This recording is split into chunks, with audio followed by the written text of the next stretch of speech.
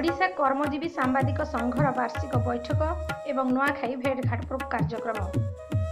बरगढ़ सदर Biju Patnaik town hall ठारे ओडिशा कर्मजीवी सांबादिक संघर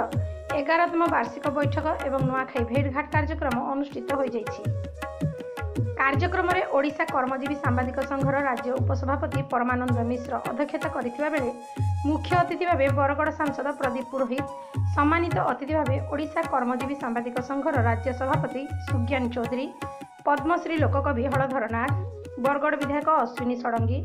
समाजसेवी प्रीतम सिंह जोग देइथिले। समाज तथा देश पई सांबादिकों भूमिका उपरे अतिथि माने आलोकपात करी प्रत्येक सांबादिक निष्ठा तथा सत्पथरे कार्य करने को आह्वान देवा सह समाज रे उल्लेखनीय कार्य करिथिबा सांबादिक माननकु मानपत्र दे सम्मानित करा जायथिला। एहा सह समाज रे विभिन्न क्षेत्र रे उल्लेखनीय काम करी सुनाम अर्जिथिबा व्यक्ति विशेषों को संबोधित करा जिबा सह कलाकार मानक द्वारा सांस्कृतिक कार्यक्रम परिवेषण करा जायथिला। बरगढ़ जिल्लार श्याम सुंदर सुनांक रिपोर्ट मातृभूमि लाइव टीवी। 12 पहाड़ 12 बखरा खपाम के देकरी राजा मुन काट धरतरी जीवन अतिकर शिकार करके पूरी हेना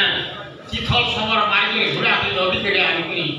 खाउथिले अरण शिकार नहीं अरण करके राजा है शिकार राजा थोड़े गाना है जे महानदी खणी गुटे गां के रथे से गां ना चामुरपुर से चामुरपुर